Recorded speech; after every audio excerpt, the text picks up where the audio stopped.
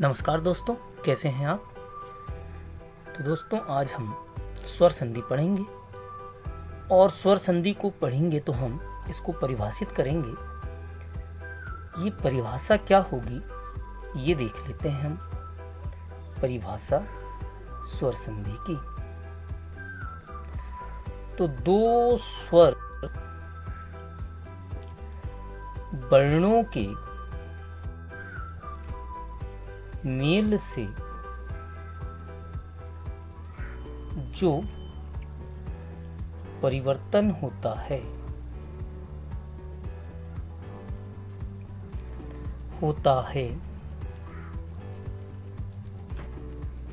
उसे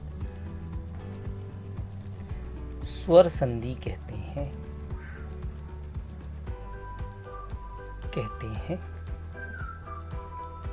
अब स्टूडेंट्स, हम ये देख लेते हैं कि हमने यहाँ परिभाषा में स्वर बोला है, तो ये भी आप लोगों को जानना होगा कि आखिर ये स्वर क्या होते हैं। तो स्वर ऐसे वर्ण होते हैं जिन्हें बोलने में कम समय लगता है। आप पहचान लें कि स्वर क्या होता है। ये होता है अनार का, आम का, इमली का, ईख का, ऊन का, उल्लू का, ऋषि का, एड़ी का, ऐनक का, ओखली का और औरत का। अब आप ये सोचते होंगे कि मैं अंगूर का और आहा क्यों नहीं लिख रहा हूँ। तो स्टूडेंट्स, अभी मैं बताऊंगा। अब इन स्वरों में मात्राएं देख लेते हैं। आ अनार में कोई मात्रा नहीं लगती, तो इसीलिए हमने आ अनार कोई मात्रा नहीं लिखी है। आ आम में हमारी आ की मात्रा लगती है, इसीलिए हमने आ की मात्रा लगा दी। इसी प्रकार छोटी में छोटी की मात्रा लगती है। ई ईख में बड़ी की मात्रा लगती है। ऊ उल्लू में मात्रा लगती है। ऊ ऊन में बड़ों की मात्रा। ऋषि के लिए हम त्रा भी कर सकते हैं, पर अभी उसे छोड़ देते हैं। अब ऐणी में एक ही मात्रा लगती है और ऐनक में आई की मात्रा लगती है। ओखली में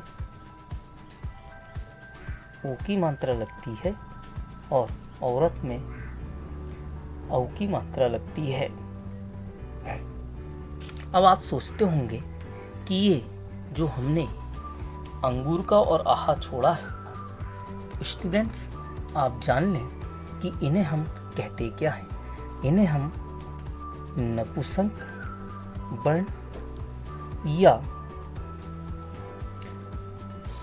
अयोग्य बहा भी कहते हैं। अब आप ये देखें कि हमारा जी जो आ है, जिसमें कोई मात्रा हम यूज नहीं कर रहे हैं, तो ये क्या कहलाएगा। ये भी हमारा प्रश्न उठता है कि जब कोई मात्रा यूज ही नहीं हो रही है, इसलिए यह शहीद वर्ण कहलाता है। शहीद कहलाता है। अब स्टूडेंट्स, अब तो ये तो हमने स्वर की बात करे थे, तो जो स्वर संधि होती है उनके हम प्रकार देख लेते हैं कि कौन कौन से प्रकार की स्वर संधियाँ होती है। सबसे पहले हम दीर्घ स्वर संधि में हम देखते हैं गुण स्वर संधि। नंबर 3 में हम देख लेते हैं वृद्धि स्वर संधि। नंबर 4 में हम देख लेते हैं अयादी स्वर संधि और नंबर 5 में हम देख लेते हैं पूर्व रूप स्वर संधि और नंबर 6 में हम यण स्वर संधि देख लेते हैं। अब हम आपको स्टूडेंट्स ये बताएंगे कि हमने यण बाद में क्यों लिखा है। अब यहाँ देखें, सबसे पहले हम दीर्घ स्वर संधि देखते हैं। तो दीर्घ स्वर संधि जब आपको पहचान करनी हो तो कैसे करते हैं, नाम से ही स्पष्ट है। दीर्घ यानी बड़ा होता है। तो हम स्टूडेंट्स हमने एक ट्रिक बनाई है। इस ट्रिक के तहत आपको याद रखना होगा कि जब संधि विच्छेद में विच्छेद में समान स्वर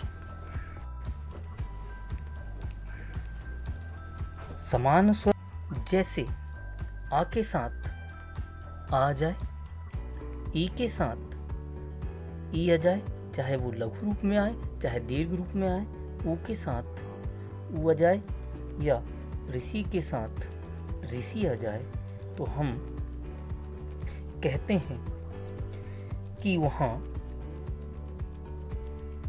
हो तो वहाँ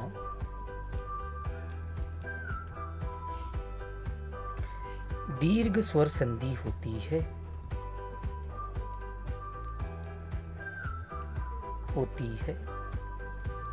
अब इसे स्टूडेंट्स हम उदाहरण के माध्यम से समझते हैं कि ये उदाहरण आखिर है क्या। अब हम उदाहरण में देख लेते हैं दीर्घ स्वर संधि का। जैसे कि हमने लिखा दिवालिया। अब स्टूडेंट्स आप यहाँ भ्रमित ना हो, क्योंकि हम यहाँ दोनों हिंदी और संस्कृत दोनों का कंबाइंड रूप बता रहे हैं। जब विसर लग जाए तो आप ये समझ लें कि ये संस्कृत है और इसका जब विच्छेद करेंगे तो देवधन आलिया। अब यहाँ स्टूडेंट्स ये देखें कि आप लोगों को मालूम होना चाहिए कि कोई भी व्यंजन वर्ण बिना स्वर के पूर्ण नहीं होता। जैसे फॉर एग्जाम्पल मैं आपको समझाऊं तो मैंने यहाँ पर बोला मनोज, तो देखो स्टूडेंट्स माँ के साथ उच्चारण आ हो रहा है, इसी प्रकार ना के साथ उच्चारण ओ हो रहा है, और इसी प्रकार जा और जा के बाद आ। तो यहाँ होगा जैसे हम यहाँ पर देव व्यंजन है तो यहाँ पर उच्चारण काय का हो रहा है आ का, और यहाँ पर हो गया हमारे साथ आ। तो इस प्रकार ये देखें कि कैसे स्वर है, समान स्वर है, इसीलिए ये कौन सी संधि होगी, दीर्घ स्वर संधि होगी। इसी प्रकार हम यहाँ और उदाहरण देखते हैं। जैसे हमने लिखा गिरीश है। अब स्टूडेंट्स यहाँ देखें कि इसे जब हम संधि विच्छेद करेंगे तो ये हो जाएगा गिरिधन ईस है। अब यहाँ देखो छोटी की मात्रा है, छोटी की मात्रा के लिए हम क्या यूज़ करते हैं, ई यूज़ करते हैं, तो इसीलिए ये हो गया ई, और यहाँ पर ऑलरेडी ई ईख दिया है। तो अब बताएं आप ये समान है क्या असमान है, तो समान स्वर है, इसीलिए ये कौन सी संधि का उदाहरण होगा, दीर्घ स्वर संधि का उदाहरण होगा। ऐसे ही हम अन्य उदाहरण देखते हैं भानुदया। तो अब स्टूडेंट्स यहाँ भी देख लें, हम जब इसे विच्छेद करेंगे तो भानुधन उदया। अब यहाँ पर देखें छोटों की मात्रा है, छोटों की मात्रा के लिए हम स्वर में क्या यूज़ करते हैं, ऊ यूज़ करते हैं, तो ये हो गया ऊ और धन ऊ। अब बताएं आप ये समान स्वर है, इसीलिए कौन सी संधि होगी, दीर्घ स्वर संधि होगी। इसी प्रकार स्टूडेंट्स हम अगला उदाहरण देख लेते हैं। जैसे मैंने यहाँ पर लिखा वधुस्सव। तो ये देख लें कि हम वधुस्सह जब विच्छेद करेंगे तो ये हो जाएगा वधु धन उत्सव। अब यहाँ पर देख लें बड़ों की मात्रा है तो बड़ों की मात्रा के लिए ऊं का होता है और धन ऊ है, समान स्वर है, इसीलिए यह कौन सी संधि है, दीर्घ स्वर संधि है। तो स्टूडेंट्स हम ये ऐसे इसलिए बता रहे हैं कि उसे कि संधि विच्छेद को जब आप जानोगे तो आपका ब्रह्मास्त्र क्या होगा कि आपको संधि विच्छेद करना आना होगा। अब हम गुण स्वर संधि देख लेते हैं। अब फिर से देखें स्टूडेंट्स, हमने वहां पर क्या लिखा था, अब यहां पर हम क्या लिखेंगे कि जब संधि विच्छेद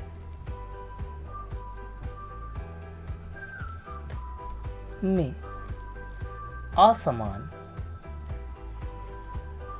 स्वर, जैसे अब असमान कौन से होंगे, जैसे कि हम देख लेते हैं आ के साथ मान लो ई आ जाए, या फिर आ के साथ मान लो ए आ जाए, डैश डैश आदि हो, तो वहां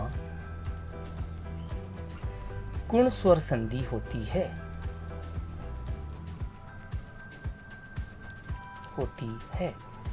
अब उदाहरण के माध्यम से हम यहाँ पर समझते हैं, तो हम उदाहरण के तौर पर यहाँ पर समझने की कोशिश करेंगे। जैसे कि हमने यहाँ पर लिखा ये परोपकार है। अब स्टूडेंट्स यहाँ पर देखें कि हम परोपकार है जब लिखते हैं तो हमको जब विच्छेद करते हैं तो ये हो गया पर धन उपकार है। अब यहाँ पर ये देखें कि पर में आ का उच्चारण है, यहाँ पर ऊ है, इसीलिए कैसे स्वर हो गए, असमान स्वर हो गए। जब असमान स्वर हो तो गुण स्वर संधि होती है। ऐसे ही हमने प्रश्नोत्तर लिखा। अब प्रश्नोत्तर में भी हम भ्रमित होते हैं कि भाई ये जो ओ की मात्रा है इसका मतलब ये विसर्ग संधि होगी, परंतु यहाँ पर जब तक हम अलग नहीं करेंगे, संधि विच्छेद नहीं करेंगे, उसके अनुसार ही हम उत्तर देंगे। तो अब यहाँ देख लीजिए कि प्रश्न धन उत्तर, यानी यहाँ पर आ धन ऊ हो गया, असमान स्वर हो गया, इसीलिए ये गुण स्वर संधि है। और आप लोगों को हमने उधर विसर्ग संधि में बताया था कि ऊ की मात्रा जब हटती है तो विसर्ग में परिवर्तित होती है। ना ही यहाँ विसर्ग आया है, ना ही यहाँ विसर्ग आया है, इसीलिए यह विसर्ग संधि ना होकर किसके उदाहरण है, गुण स्वर संधि के उदाहरण है। अब हम और भी उदाहरण देख लेते हैं। जैसे हमने लिखा राजर्षि, अब इसे भी देख लेते हैं, राजधन ऋषि।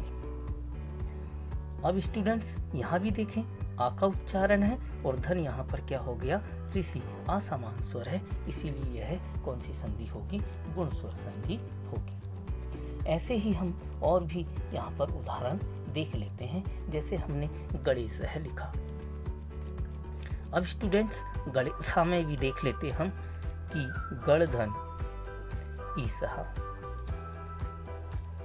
तो आ का उच्चारण हो रहा है और यहाँ ई है, असमान स्वर है, इसीलिए है काय का उदाहरण है, गुण स्वर संधि का उदाहरण है। ऐसे ही हम और अन्य उदाहरण भी और देख लेते हैं कि ये अन्य उदाहरण क्या हो सकते हैं। दिया सर्वोत्तम, ये लिख दिया हमने सर्वोत्तम। तो स्टूडेंट्स जब इसे हम विच्छेद करेंगे तो जी हो जाएगा सर्वधन उत्तम। तो अब यहाँ देखें, आ का उच्चारण है, हमने आ लिख दिया, यहाँ ऊ आ गया, असमान स्वर हो गया, इस प्रकार ये क्या हो गया, गुण स्वर संधि हो गया। अब स्टूडेंट्स हम अब तीसरे नंबर की संधि में आ जाते हैं, जिसे हमने क्या बोला है, वृद्धि स्वर संधि। अब स्टूडेंट्स आप लोगों को ये याद रखना होगा कि वृद्धि जो स्वर संधि है उसकी हम पहचान क्या करें। तो आपने एक उदाहरण देखा होगा कि जब हमने छोटे छोटे थे तो किसी भी लड़कियों को जो दो चोटी करती थी तो हम उन्हें चिढ़ाते थे कि दो चोटी वाली। तो इसे हम ऐसे ही याद रखते हैं कि जब शब्द में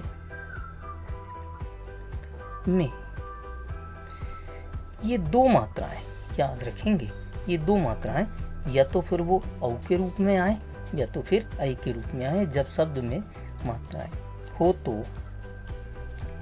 वहां वृद्धि स्वर संधि होती है।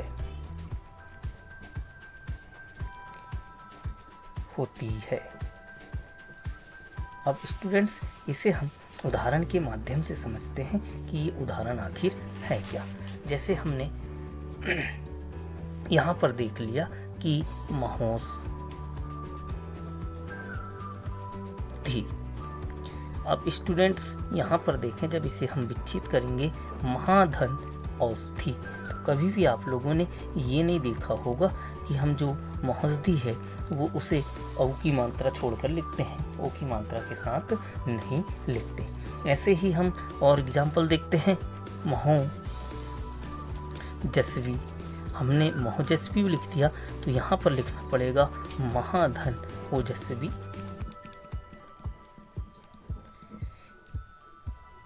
फिर अगले उदाहरण में देख लेते हैं। अगले उदाहरण में हमने भी ये देखना है कि भाई इसके और उदाहरण हमारे क्या हो सकते हैं। जैसे हमने सदैव लिख दिया, तो अब यहाँ पर आप ये देखें, यहाँ औ की मात्रा यानी दो मात्राएं हैं, इसका मतलब ये कौन सी संधि है, वृद्धि स्वर संधि है। तो इसे हम विच्छेद जब करेंगे तो इसे लिखना पड़ेगा सदाधन एव सदैव। ऐसे ही रामोदार्यम, रामो दार्यम। तो आप लोगों ने ये देखा होगा कि जब भी हम इसे लिखते हैं तो राम धन औदार्यम लिखते हैं। तो इस प्रकार ये कौन सी संधि है? वृद्धि स्वर संधि है। और भी देख लेते हैं, जैसे हमने लिखा अत्रे कहा, तो इसे जब विच्छेद करेंगे तो अत्र धन ए कहा। तो अब स्टूडेंट्स, आप लोगों ने ये देखा कि हमने दीर्घ स्वर संधि की पहचान देखी, गुण स्वर संधि की पहचान देखी और वृद्धि स्वर संधि की पहचान देखी। अब हम आपके लिए होमवर्क छोड़े जाते हैं। ये कुछ हमने होमवर्क बनाए हैं जो अक्सरतः पूछे जाते हैं। तो यहाँ पर हमने कोशिश करी है कि आपको अच्छे से अच्छा समझ आए। हमने लिखा है होमवर्क के रूप में अधोलिखितेषु शब्देषु संधि विच्छेद कृत्वा संधि नाम लिखत। तो पहला देखें स्टूडेंट, देवर्षि है तो आपको मालूम है कि इनके विच्छेद कैसे होते हैं।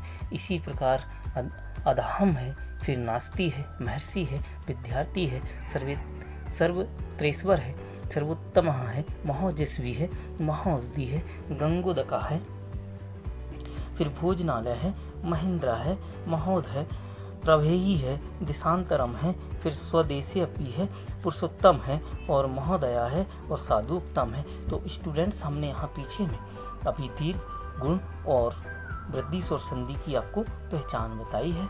आप यहाँ पर अपने इन ट्रिक और नियम को देखकर यहाँ बता सकते हैं, पहचान कर सकते हैं कि कौन सी संधि कौन सी है। तो स्टूडेंट्स, हम आशा करते हैं कि इस लॉकडाउन में आप घर पर होंगे और सुरक्षित होंगे और हमारे द्वारा बनाए हुए वीडियो आपके चाहे कंपटीशन हो, चाहे किसी प्रकार के एग्ज़ाम हो जहाँ पर संस्कृत पूछी जाती है, वहाँ आपके जीवन को सफलतम प्रारूप या आरूप दे, हम इसी कामना के साथ आशा करते हैं। धन्यवाद।